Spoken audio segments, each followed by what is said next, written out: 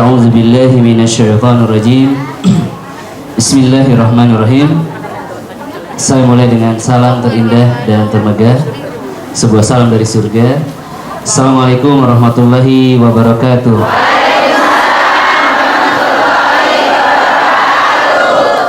Innal hamdalillah nahmaduhu wa nasta'inuhu wa nastaghfiruh wa na'udzu billahi min syururi anfusina wa min sayyiati a'malina. May yahdihillahu fala mudilla lahu wa may yudlil fala hadiyalah. Asyhadu an la ilaha illallah wahdahu la syarika lah wa asyhadu anna Muhammadan abduhu wa rasuluh la nabiyya ba'dah. Alhamdulillah, segala puji hanya milik Allah. Kepadanya lah kita memohon pertolongan, perlindungan serta pertunjuknya.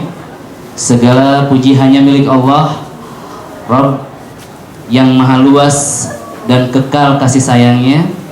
Salawat dan salam mudah-mudahan selalu Allah limpahkan, selalu Allah curahkan kepada junjungan kita Nabi besar Muhammad sallallahu alaihi wasallam, kepada seluruh keluarganya, kepada seluruh orang-orang tercintanya, orang-orang terdekatnya, para sahabat sahabiahnya, ya tabi'in tabi'uh tabi'ahnya, ahlul baitnya, dan juga mudah-mudahan sampai kepada kita selaku umatnya. Mudah-mudahan kita diakui oleh Rasulullah SAW sebagai umatnya yang lurus, umatnya yang diridhoi, umatnya yang dinanti oleh beliau nanti di telaganya Al-Kautsar, meneguk nikmatnya air tersebut sehingga hilang rasa haus kita untuk selama-lamanya, dan kita dimasukkan ke dalam surga yang tertinggi, surga Firdaus. Amin ya Allah ya Rabbal Alamin. Ibu-ibu apa kabar? Baik ya, ada yang lagi sedih tidak? Sedih ingin apa?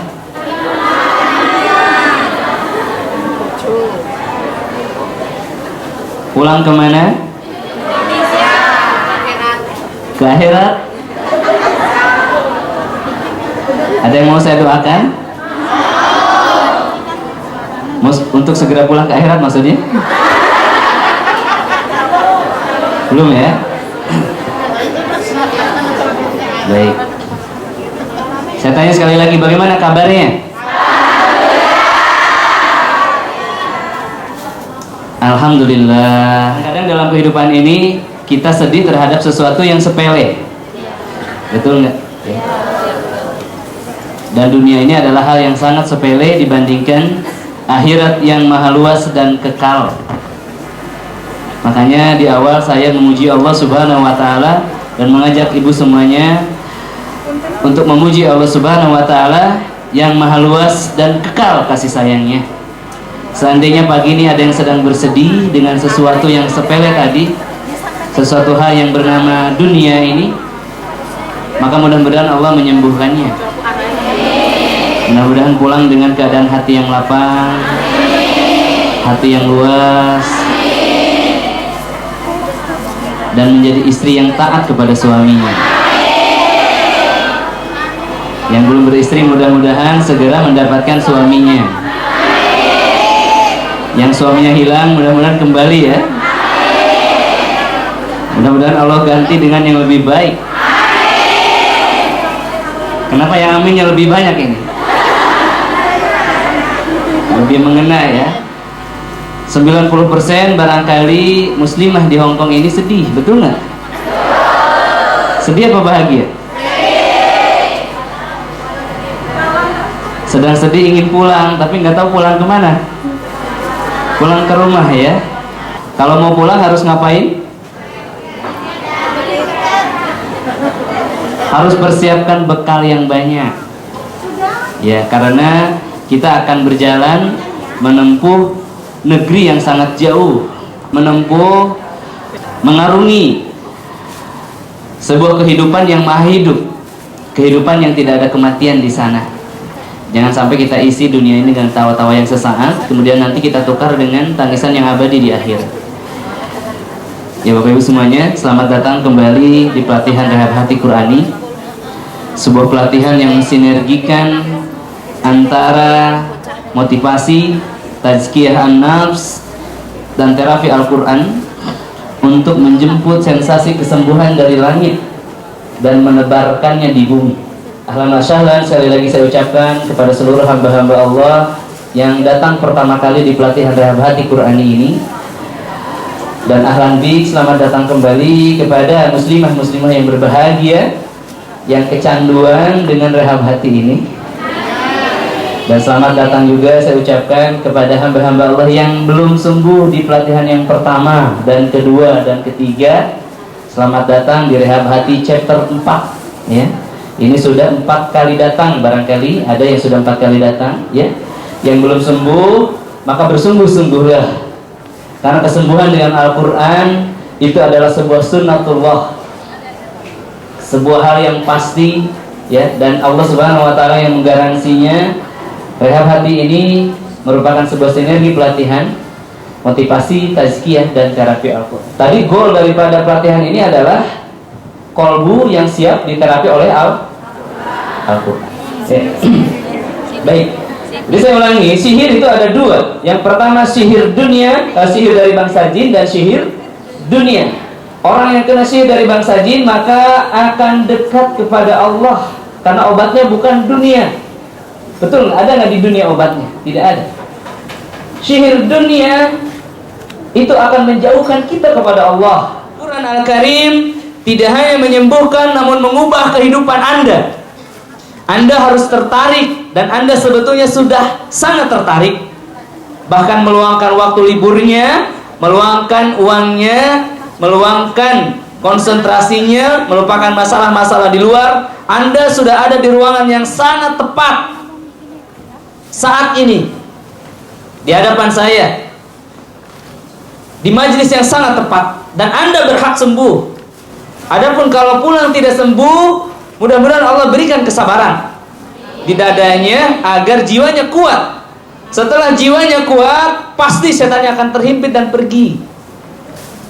Kitab yang ada di tangan saya ini isinya apa? Al-Quran Al-Karim ini adalah kalamullah. Tahu kalamullah? Wahyu, perkataan, suara. Ini kitabnya. Jadi yang disebut Al-Quran itu bukan kitab, tetapi suara. Kalamullah, wahyu. Nah, wahyu itu bisa menyembuhkan.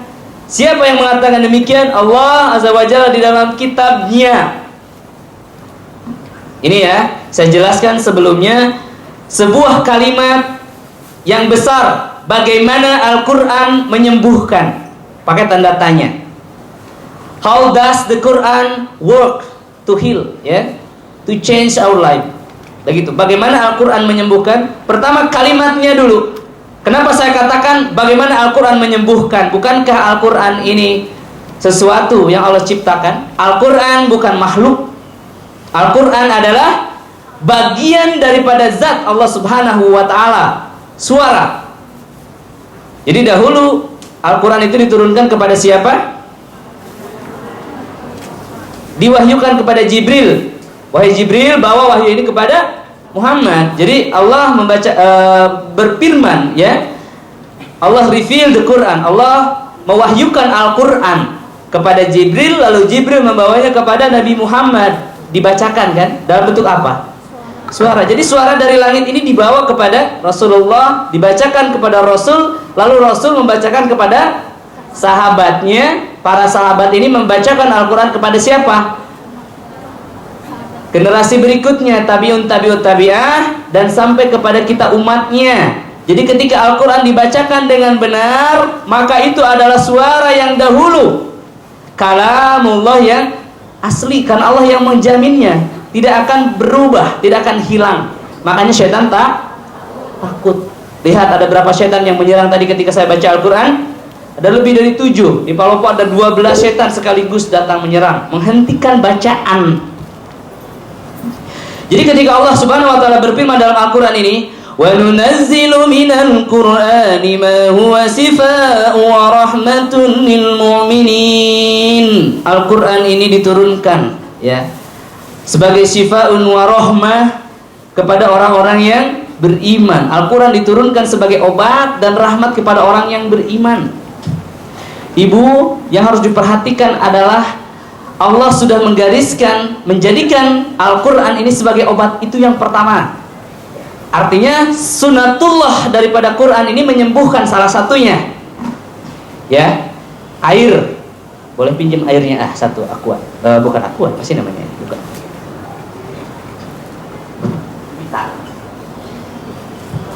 Kalau air ini saya tuangkan ke laptop saya, maka apa yang terjadi dengan laptop saya?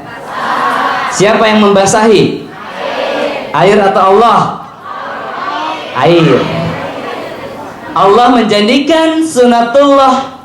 Allah menjadikan air ini mampu membasahi. Atas izin siapa itu? Atas izin Allah. Salah nggak kalau saya berkata air membasahi? Tidak salah. Nah, ketika Al-Quran dibacakan lalu ibu sembuh, maka apa yang menyembuhkan ibu? Al-Quran atas izin Allah. Salah nggak kalau ibu berkata aku sembuh dengan Al-Quran? Tidak salah, karena Allah sudah menitipkan sunnahnya, sunatullah, kesembuhan daripada Al-Quran. Dan Al-Quran bukan makhluk, tetapi dia bagian daripada zat Allah Subhanahu wa Ta'ala. Jelas? Jadi Al-Quran ini punya sunatullah menyembuhkan. Kalau ibu disiram pasti basah. Kalau ibu lagi sakit dibacakan Al-Quran pasti sembuh. Pasti. Yakin nggak? Yakin kan udah banyak. Tapi kalau sembuh kenapa? Nah ini masalahnya. Ada yang mau saya siram nggak? Nggak mau kan? Saya siram kemudian tidak basah. Kira-kira apa sebabnya? Ada penghalang. Ketika Al-Quran dibacakan dengan menggelegar di ruangan ini, tapi Anda tidak sembuh, kenapa kira-kira? Ada penghalang. Di mana? Di telinga, di sini. Loh enggak Ustaz, kan ini kencang suaranya. Terdengar kok, tapi nggak sembuh. Ada penghalang yang gaib, namanya hijaban mastura. Wa idza qara'tal Qur'an ja'alna bainaka wa bainal ladzina la yu'minuna bil akhirah hijaban mastura. Barang siapa Al-Quran dibacakan kepada seseorang yang belum beriman pada kehidupan akhirat, maka Allah buatkan hijaban mastura. Allah tutup telinganya, Allah sumbat telinganya, nggak ridho Allah menyembuhkan dia karena di hatinya belum ada akhirat, masih dunia. Mau hidup selama-lamanya di sini, mau hidup selama-lamanya di mana? Di dunia, nggak mau pulang ke akhirat. Itu yang disebut dengan hijaban mastur. Ada hijab yang menghalang antara langit dan bumi. Doanya tidak diangkat ke langit, Allah tutup. Allah tidak bukakan pintu langit. Kenapa? Ada apa tadi? Hijaban masturo. Apa itu hijaban masturo? Dinding yang tidak terlihat.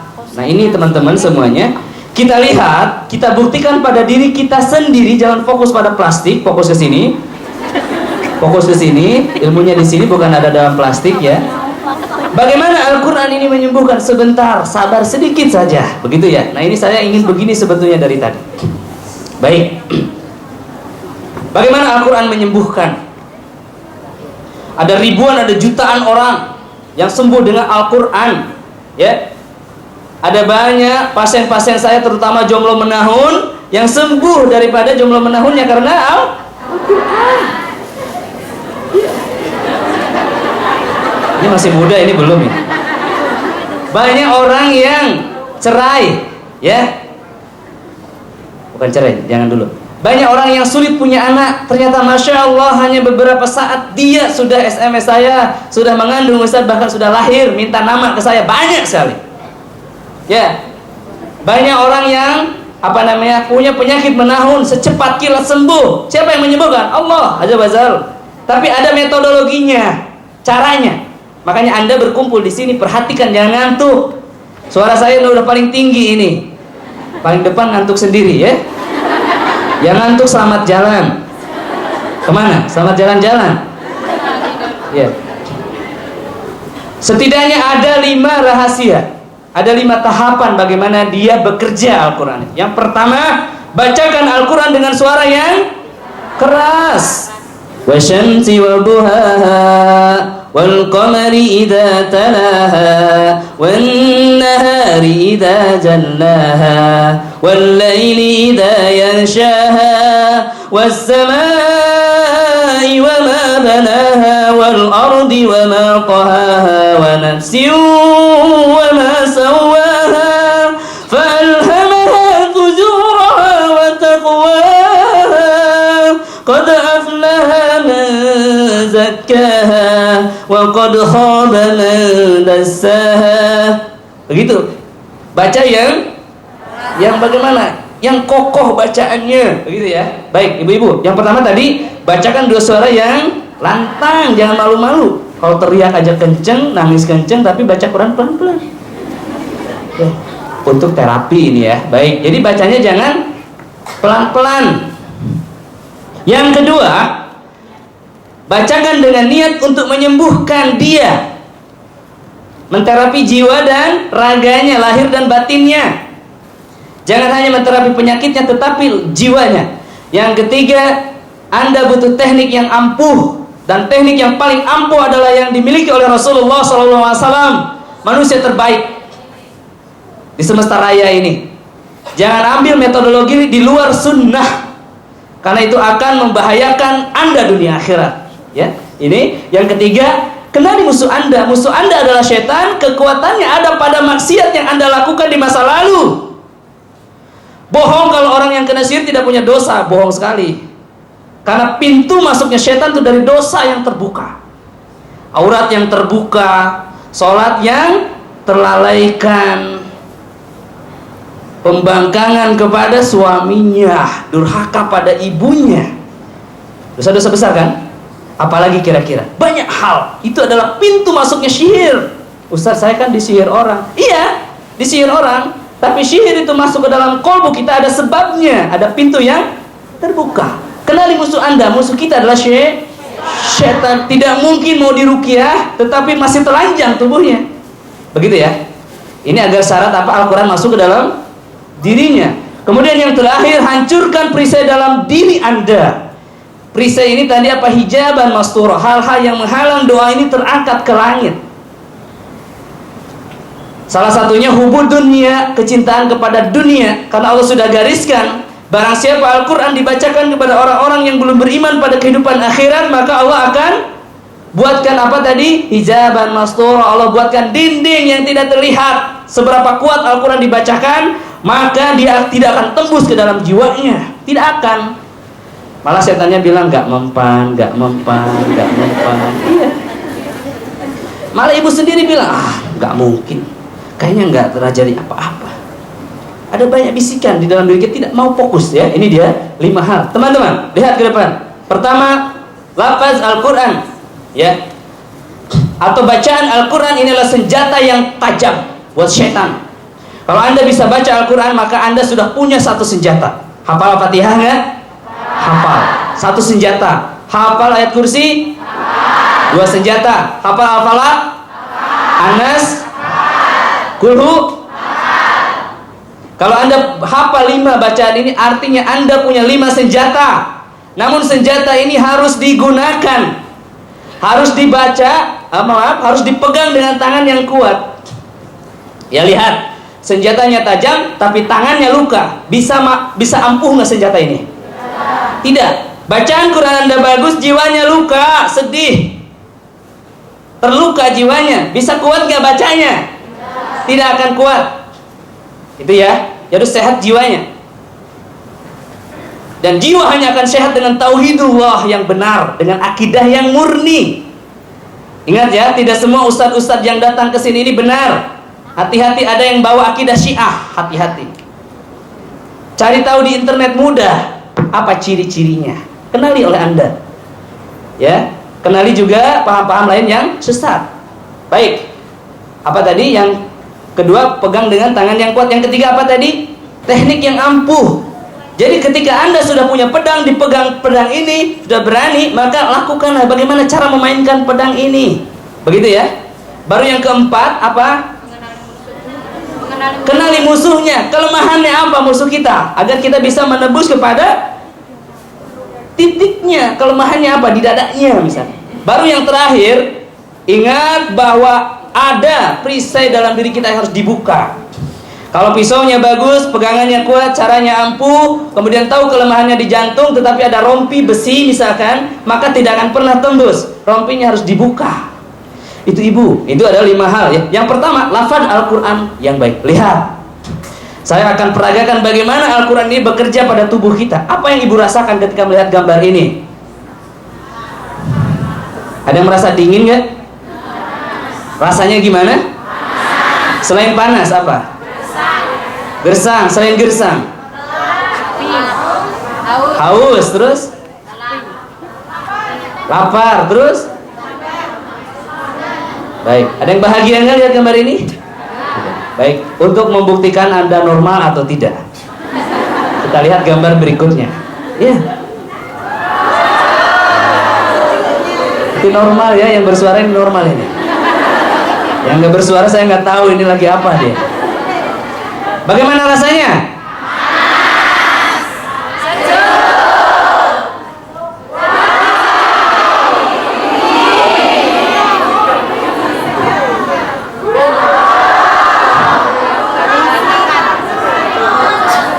Ya.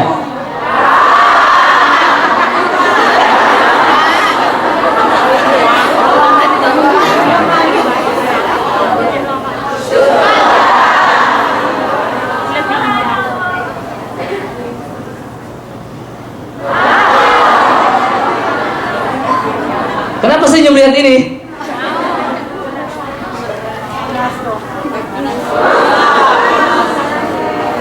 Bagaimana rasanya? Apa ini? Api ya, jangan bilang neraka, ini api. Baik, teman-teman semuanya, ada perasaan yang berubah-ubah ketika saya mainkan slide ini, betul? Ada yang ikut, sesuatu yang ikut? Ya, baik. Kenapa beda rasanya melihat kalimat ini dengan kalimat yang ini? Karena kita mengetahui tentangnya. Baik, satu kalimat yang mengguncang jiwa kita, betul kan? Ya. Dan ketika melihat ini sebuah visual tentang api, bagaimana rasanya? Panas. Saya tambahkan visualnya. Ini adalah api yang ada di dunia berwarna merah, api yang paling dingin. Kalau dipanaskan api ini, kata Rasulullah SAW dalam hadis yang sahih, maka dia akan berubah menjadi warna bukan biru. Akan berubah menjadi warna biru. Lihat kompor ibu di dapur, biru. Kalau biru dipanaskan, maka lihat akan menjadi apa? Putih. Lihat, biru, kompor yang biru itu di sini ada yang putih di bawahnya. Betul? Lebih panas yang biru apa yang putih? Cobain aja sendiri. Lebih panas yang putih. Matahari berapa derajat Celcius? 15 juta derajat Celcius. Hong Kong ini berapa derajat? Saudi Arabia saja yang paling panas cuma 64 maksimal. Matahari itu 15 juta derajat Celcius. Dan api di dunia ini ya, ini di dunia loh. Yang api putih ini dipanaskan, maka dia akan berubah menjadi warna hitam. Makanya neraka jahanam itu hitam gelap gulita karena sangat panas. Dan ibu, api ini pernah berdoa kepada Allah, ya. Api ini dahulu dari neraka jahanam dibawa ke dunia sebesar biji jagung. Api yang awal diletakkan di dunia. Lalu dunia ini hangus, lalu disiram dengan lautan, lautan menjadi surut, disiram lagi dengan lautan yang sama, volume air yang sama, maka jadilah api yang sekarang. Setelah itu api ini bersujud, ya Rob, jangan kembalikan aku ke dalam neraka. Api yang dulu di neraka, bayangkan. Api tidak mau ke neraka, kita mau nggak ke neraka? Baik, bagaimana rasanya ketika melihat api ini? Begitulah setan ketika dibacakan Al-Quran, ayat-ayat yang berbicara tentang nar, dia sedih karena dia tahu Al-Quran. Dia takut kepada Al-Quran. Kenapa? Kalamullah. Seorang tubuh manusia, jiwa manusia yang tidak bergetar ketika dibacakan Al-Quran itu tidak normal. Ketika Al-Quran dibacakan hanya tenang-tenang saja, malah cengengesan kesana kemari, itu tidak normal. Setan saja takut. Kenapa setan takut? Tahu hal ini. Makanya orang yang diruqyah itu nangis. Siapa yang nangis? Setan. Di dalam dirinya. Kadang-kadang tangisan itu adalah kesedihan dirinya yang ditambah oleh setan. sehingga nangisnya meraung-raung. Tujuannya apa? Agar Al-Quran tidak terdengar oleh dirinya. Paham ya? Jadi kalau Al-Quran dibacakan selama 10 menit saja dan kita mendengarkan, menyimak, maka Al-Quran akan mengobati dirinya. Akan berlaku sunatullah, menyembuhkan apapun penyakit ibu. Apapun ibu. Apapun. Makanya orang-orang yang datang ke pelatihan dengan bawa satu penyakit, pulang seluruh penyakitnya sembuh. Dia bahagia, dia berkata kepada teman-temannya, ini dia. Memahami hal ini. Baik. Ibu bapak semuanya, bagaimana kalau api yang panas ini diadukan dengan es yang dingin? Bagaimana, apa yang terjadi kira-kira? Ledakan yang memuncak. Lihat halilintar. Ya, itu positif dan negatif, panas dan dingin menjadi ledakan. Makanya ketika ruh ibu yang suci, ada setan, ruh setan yang jahat, ya, kemudian dibacakan Al-Quran, dia meledak, konslet setan ini. Maka terjadilah kesurupan. Maka terjadilah ngantuk. Ayo yang ada ngantuk saat ini, kelewatan betul ya. Allahu Akbar. Yang ngantuk sudah reaksi loh. Tahu nggak? Jangan bertanya kenapa saya nggak bereaksi. Ngantuk itu reaksi Anda di awal, belum dibacakan sudah ngantuk. Itu reaksi dari setan. Jangan dengerin katanya begitu. Dan ibu mengikutinya. Ya Kang Ajam ya. Doanya sudah hafal belum, doa ngantuk? Agar tidak ngantuk lagi.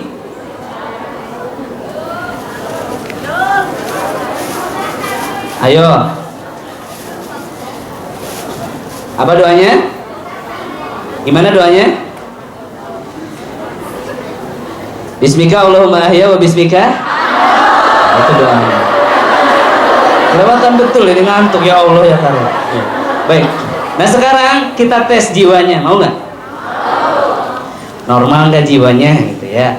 Yang selama ini marah-marahnya di saya apa setan, begitu kita tes ya. Kalau ada sesuatu yang di dalam berarti itu setan, biarkan dia keluar. Ibu, ketika ibu lihat gambar ini, apa yang tergambar di jiwanya? Ada perbedaan nggak? Tidak ada, karena memang tidak paham. Tidak apa-apa, itu bagus ya. Jangan lihat Arab ini saya sedih, Ustaz saya nggak ngerti apa-apa. Ya, baik. Kalau kita tidak paham, maka biarkan perasaannya menjawabnya. Dengarkan. A'udzubillahi minasyaitonirrajim. Wa yawma yuhsyaru a'da'ullahi ilan nari fahum yuzaun. Hatta إذا ما جاءوها شهد عليهم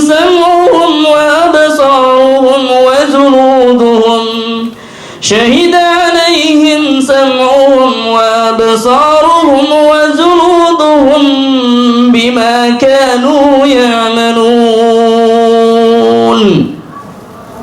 وقالوا لجلودهم لم شهدتم علينا قالوا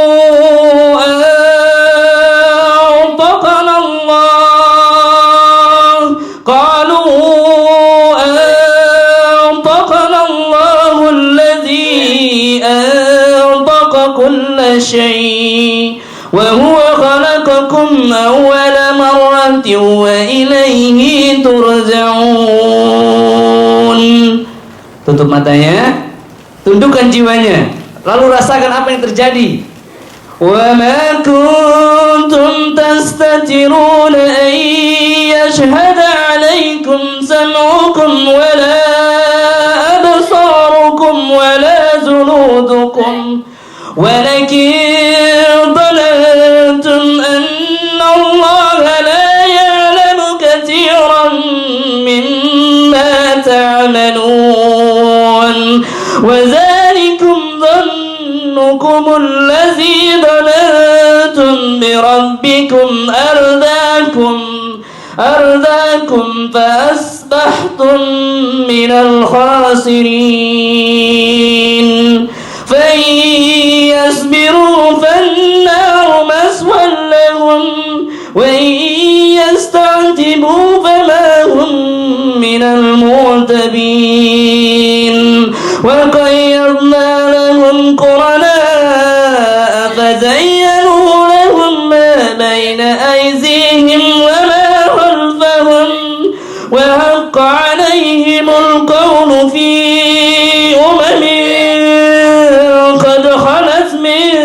قبلهم من الجن والإنس إنهم كانوا خاسرين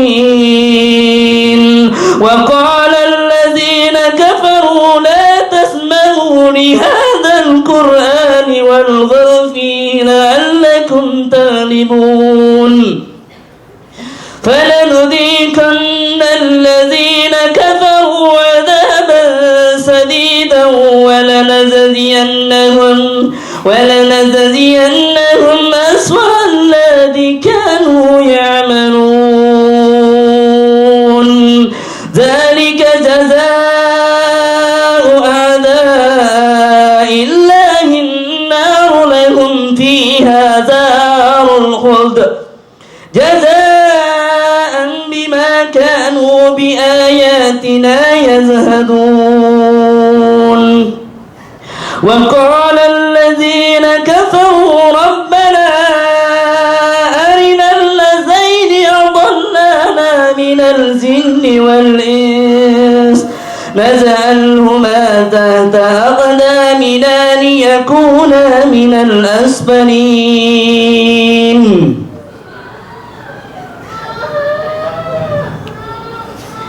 إن الذين قالوا ربنا الله ثم استقاموا تتنزل عليهم الملائكة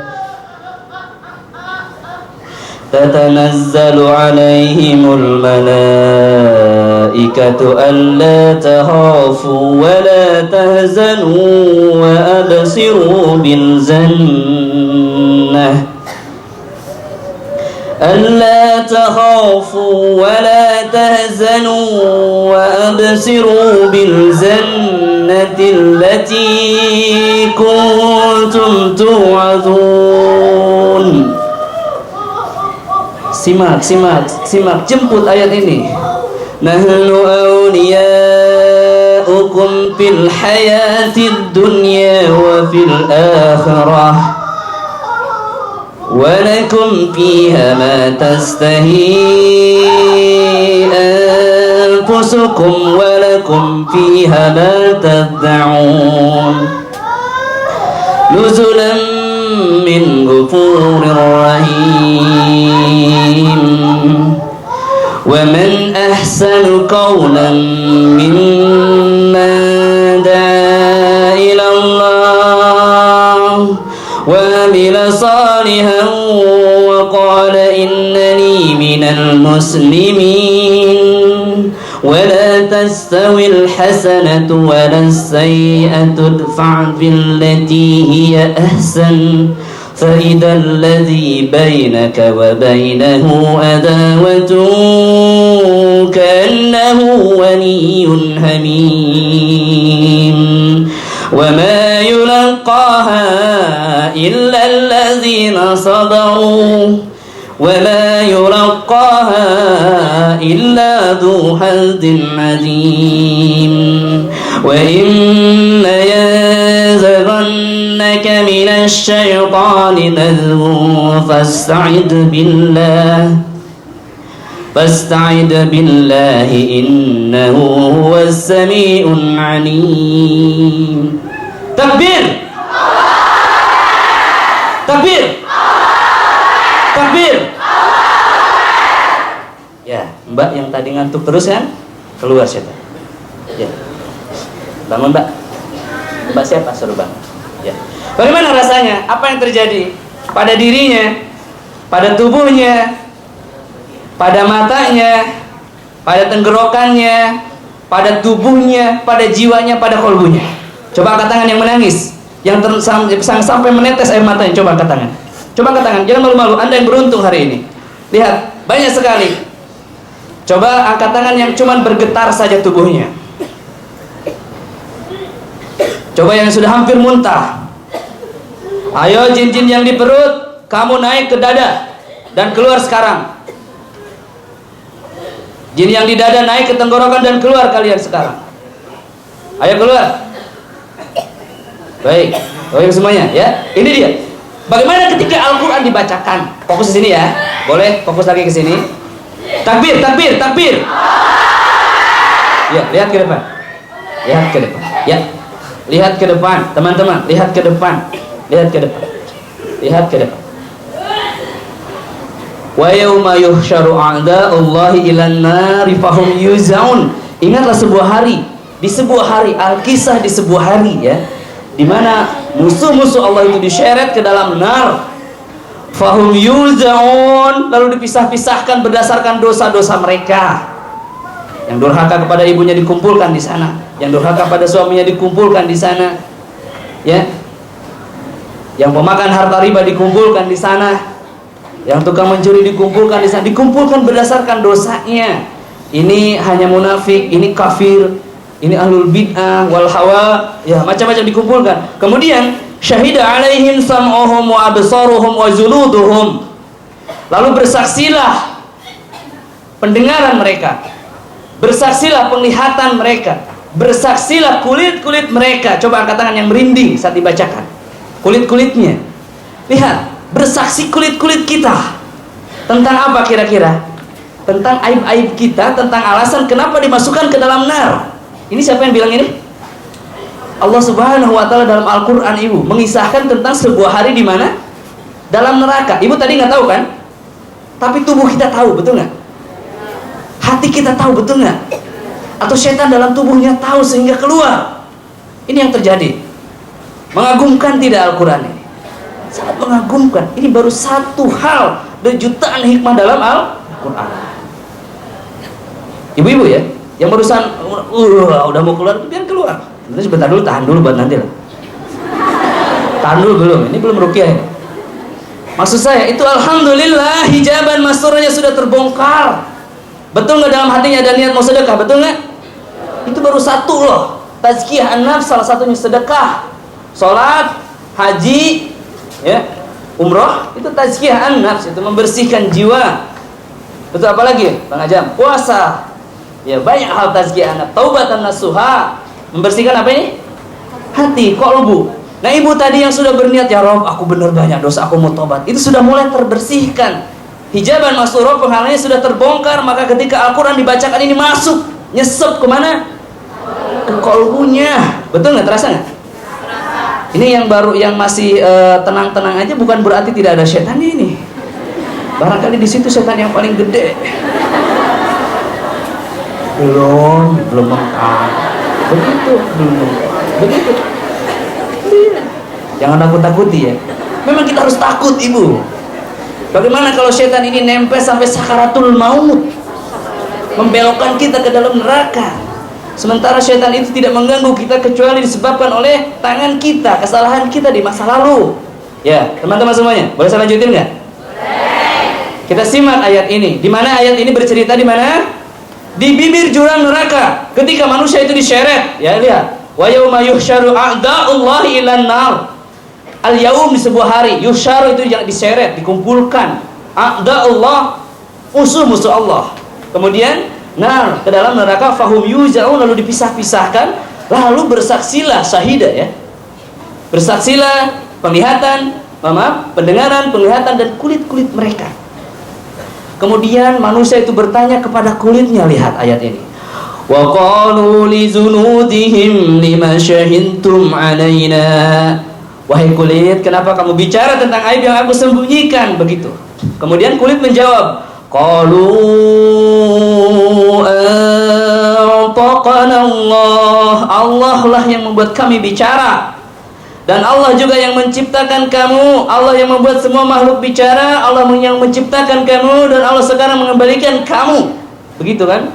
Kemudian di situ Allah berfirman lagi, ini Allah sendiri, wa ma kuntum tastatiruna an yashhada 'alaykum sam'ukum wala absarukum wala zunudukum. Allah jelaskan, dan kalian tidak bisa membantah atas kesaksian ayashhada 'alaikum sam'ukum. Kamu tidak bisa membantah atas kesaksian telinga, mata dan kulit-kulit kamu. Ibu, secara ilmiah kulit ini bisa mencatat informasi. Jadi apa-apa yang kita lakukan ini dicatat oleh mereka, nanti Allah ngasih tahu. Kenapa ngasih tahu? Karena kita membantah, ya Rob, kenapa saya dimasukkan ke dalam nar? Kulit kita bicara. Ini ya, ini kan menggentarkan. Ruh kita ini tahu, Bu. Dan setan pun tahu, makanya mereka terdesak keluar. Ya ini ya, sebuah gambaran bagaimana Al-Quran menyembuhkan. Kesananya kengerian-kengerian, lihat. فَإِيَسْبِرُوا فَالنَّارُ مَسْوًى لَهُمْ. Meskipun mereka bersabar di dalam neraka, meskipun mereka meminta belas kasihan, dan mereka tetap dibiarkan demikian karena mereka tidak pantas dikasihani, begitu. Di sini ya. Jadi penduduk neraka itu bersabar, namun kesabarannya tidak berguna. Kalau ibu di dunia bersabar itu berguna, berpahala, dekat dengan Allah. Namun bersabar di dalam neraka tidak mengubah apapun. Ini kemudian di sininya apa? Selanjutnya ya, kita skip ini waktunya. Zalika jazaa'u a'da'illahi an-naru lahum fiha darul khuld. Itulah balasan bagi mereka, yaitu neraka yang kekal. Mereka pantas mendapatkannya. Dan di sini lihat ibu, wa qala allazina kafaru rabbana arinal lazaini adallana minal jinni wal ins. Lihat.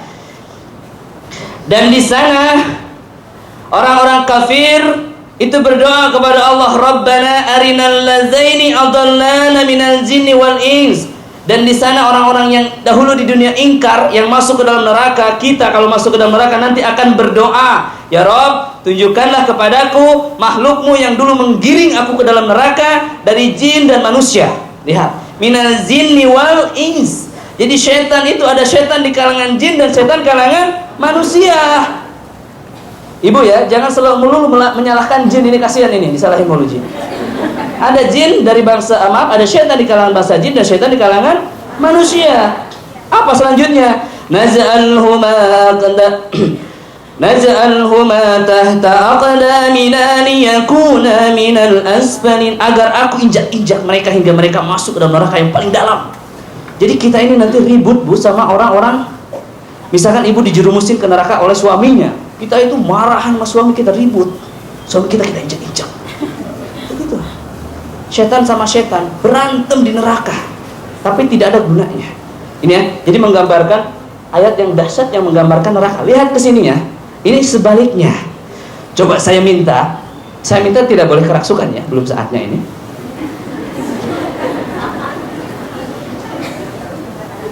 Dengarkan ayat ini, apa bedanya dengan ayat tadi? Dengarkan. Ibu boleh apapun reaksinya, tapi dengarkan. Ini beda dengan yang tadi. Innal ladzina qalu rabbuna Allahu tsumma istaqamu tatanazzalu alaihimul malaikatu alla takhafu wa la tahzanu wa absiru bil jannah ألا تخافوا ولا تهزنوا وأبشروا بالجنة التي كنتم توعدون نحن أولياؤكم في الحياة الدنيا وفي الآخرة ولكم فيها ما تستهي أنفسكم ولكم فيها ما تدعون. Apa bedanya? Kenapa sejuk coba? Tahu nggak artinya? Enggak kan? Banyak yang merasakan sejuk nggak? Banyak kan? Coba saya lanjutin, agak kenceng tapi ya. Rasanya bagaimana? Sampai mana barusan? Nuzulan min ghafurir rahim. Gimana rasanya? Nuzulan min ghafurir rahim. Gimana rasanya? Tetap sama kan? Nuzulan min ghafurir rahim. Wa man ahsanu qawlan mimman da'a ila Allah wa amila salihan wa qala innani minal muslimin. Wa la tastawi al-hasanatu wa la as-sayyi'atu idfa' billati hiya ahsan فإذا الذي بينك وبينه عداوة كأنه ولي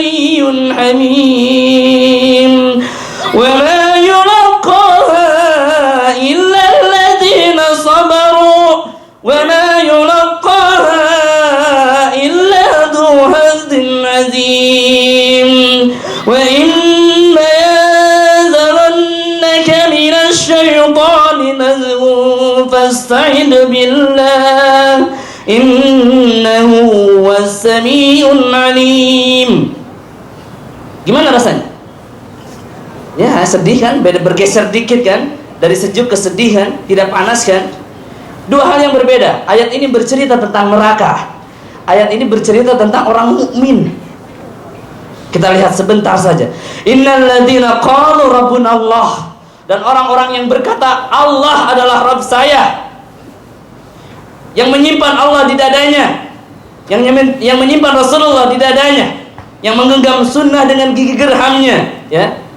Tsumastaqamu tatanazzalu alaihimul malaika. Dan mereka istiqomah di dalamnya, apapun yang terjadi tetap demikian. Tatanazzalu alaihimul malaika, maka malaikat turun kepadanya. Bayangkan, kemudian apa? Ngapain malaikat itu? Berkata, alla takhafu wa la tahzanu. Janganlah kamu takut, janganlah kamu sedih. Ya, tahzanu kan? La tahzan, kan? Jangan bersedih. Alla takhafu wa la tahzanu wa absiru bil jannah. Ya. Apa? Wa absiru bil jannah. Lihatlah surga di hadapan. Tentang surga, kabar gembira tentang surga, ya. Wa absiru bil jannati kuntum tu'adun allati kuntum tu'adun. Kemudian nahnu awliya'ukum fil hayati dunya wa fil akhirah. Sekencang apapun mulut saya mengucapkan ayat ini, nahnu awliya'ukum fil hayati dunya wa fil akhirah. Nahnu awliya'ukum fil hayati dunya wa fil akhirah. Nahnu awliya'ukum fil hayati dunya wa fil akhirah. Itu rasanya tidak akan panas, ya. Apa artinya? Allah lah, kamilah pelindung kalian. Nahnu awliya'ukum fil hayati dunya wa fil akhirah. Akulah pelindung kalian, kamilah pelindung kalian di dunia dan akhirat. Begitu kata Allah. Ini sebuah jaminan kepada siapa ini? Orang mukmin. Ya, kemudian apa selanjutnya? Walakum fiha ma tastahi anfusukum walakum fiha ma tad'un nuzulan min ghafurur rahim. Di sana kamu mendapatkan apa yang kamu inginkan sebagai hidangan dari Ar-Rahman, dari Allah yang Maha Luas dan kekal kasih sayang. Ibu, jadi kalau ada setan teriak-teriak saat baca ini, itu lebay setannya. Karena mereka sebetulnya sedih dengan ini. Pantas nggak setan bersedih? Pantas mereka sedih. Karena mereka tidak mendapatkan surga, tidak akan mendapatkan perlindungan dari Allah, demi Allah, dunia dan akhirat. Setan itu harusnya sedih. Kalau teriak-teriak itu lebay setannya. Kalau bercerita ini misalkan, zalika jazaa'u a'da'illahin naru lahum fiha darul khuld. Ini bercerita tentang nar, maka setan pantas berteriak. Kalau dia tidak berteriak, dia pura-pura di dalam. Ya, makanya ada sesuatu yang bergejolak.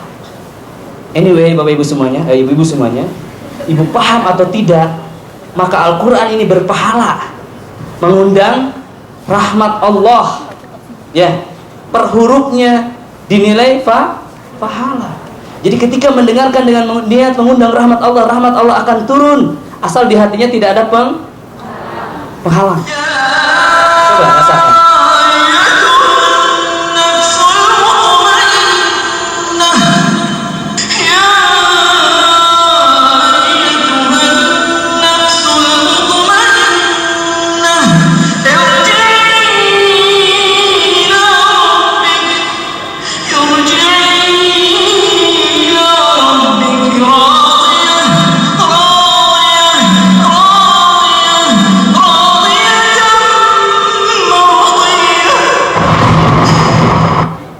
Rasanya terpanggil, ya.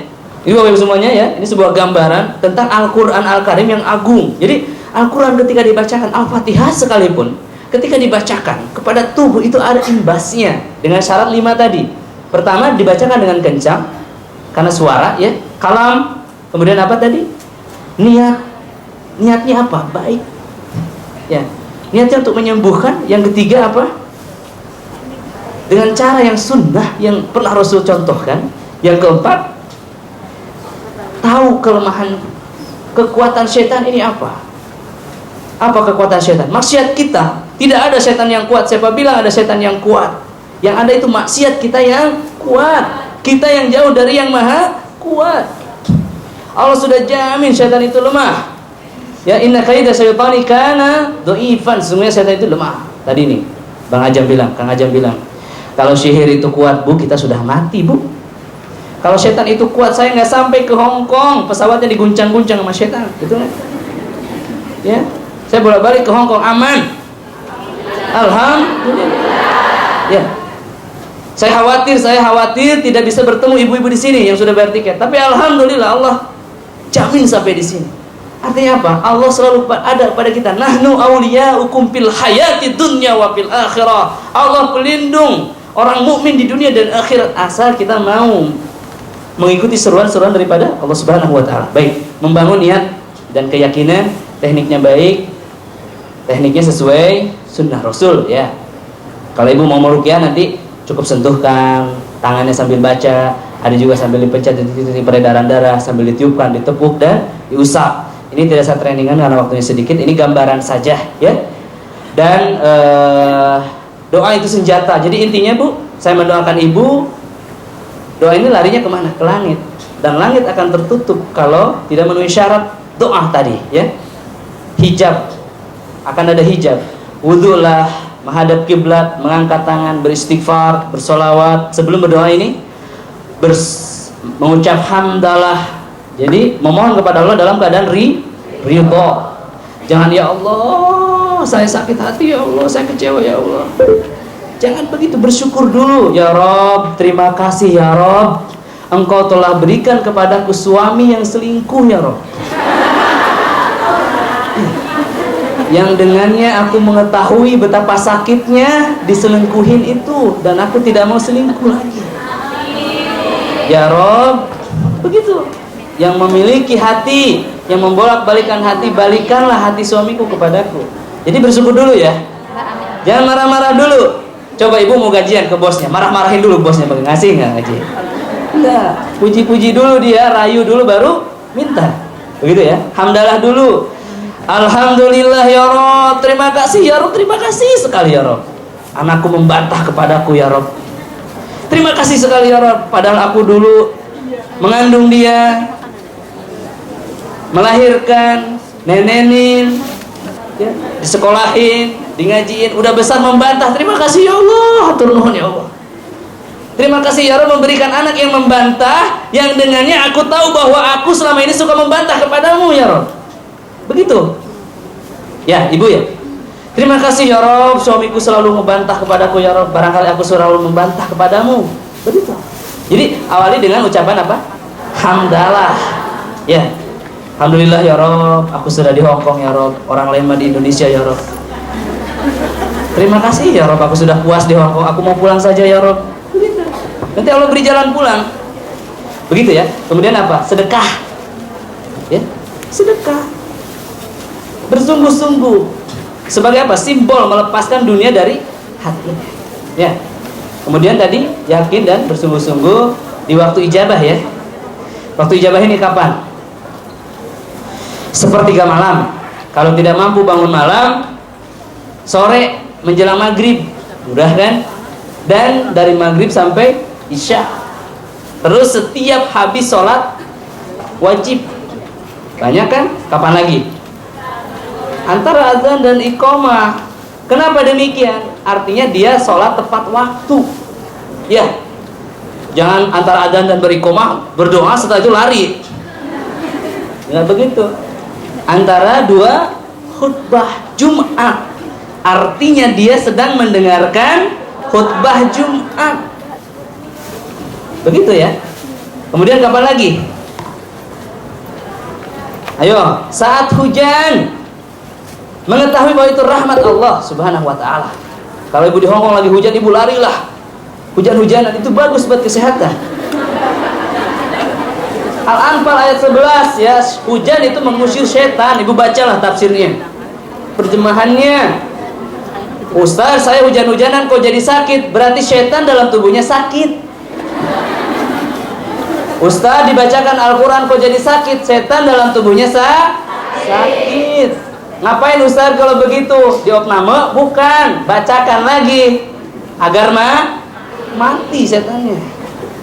Tadi apa? Hujan ya? Apalagi? Ayo, ada 10.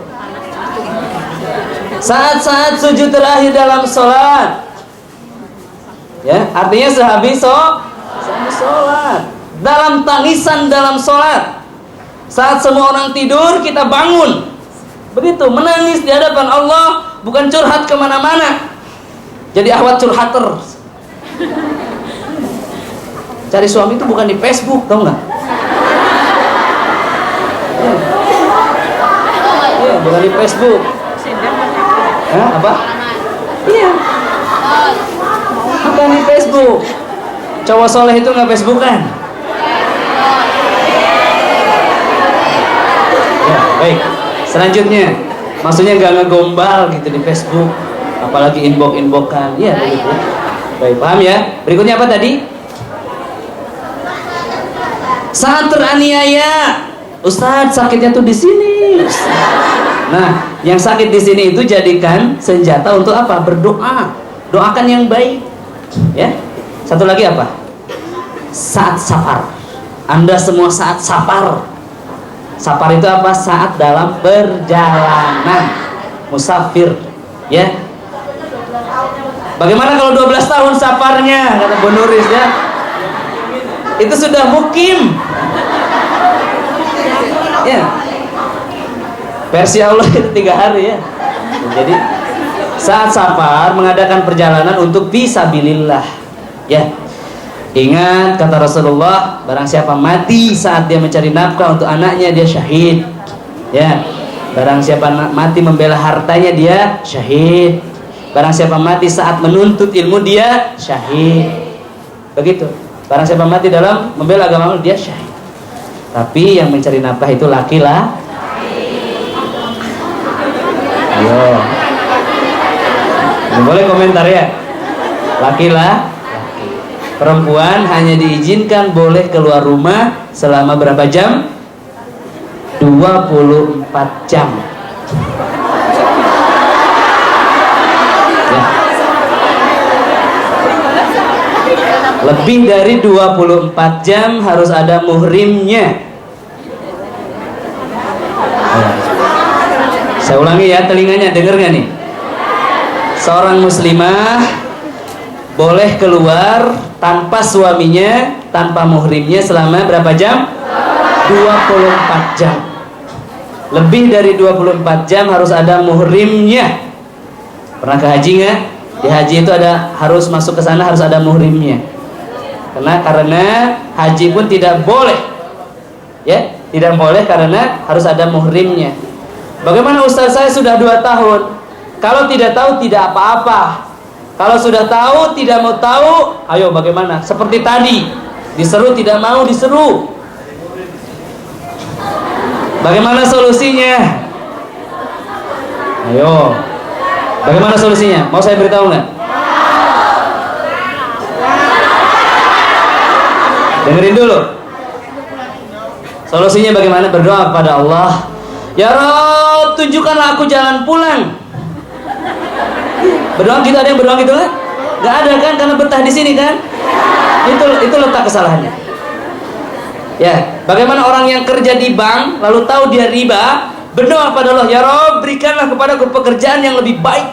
Allah akan berikan. Begitu ya. Doa ya. Ini ibu, kita akan menyembuhkan penyakit ibu ini dengan apa? Dengan doa. Harus kerjasama. Kalau di hatinya, Ustaz, saya mah biarin aja di sini, Ustaz, sudah nasib. Mati di sini pun nggak apa-apa, Ustaz. Jangan begitu.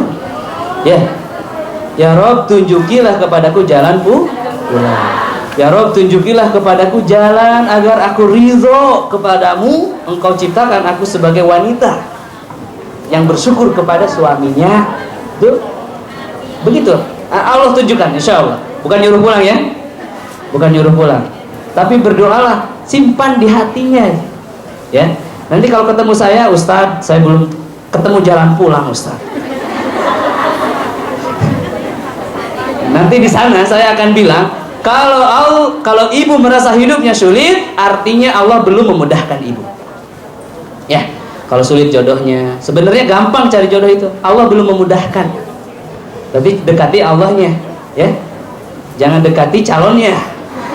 Jangan dekati semua laki-laki, karena itu salah. Dekati Allahnya yang memiliki laki-laki itu, ya. Yang terakhir, tidak menuduh Allah telat, ya. Tidak menuduh Allah telat. Jangan menuduh Allah telat. Ya Rob, aku sudah berdoa 10 tahun ya Rob, ingin jodoh, tapi kenapa belum datang? Engkau sudah telat ya Rob, aku sudah 34 misalkan.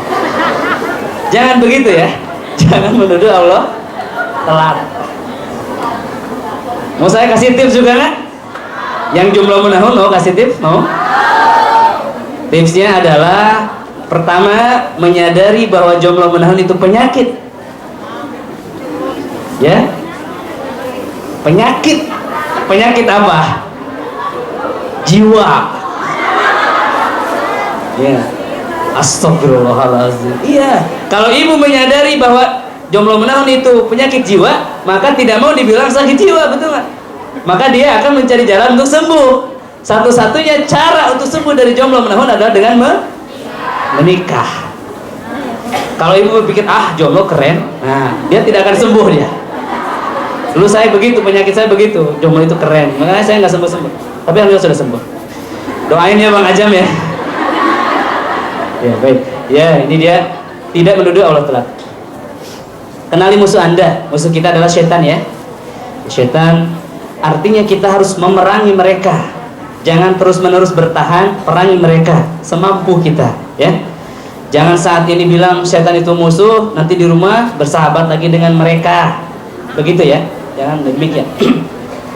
Hancurkan dinding ketakutan di jiwanya. Tidak saya bahas lagi karena sudah saya ulang-ulang terus di sini, ya.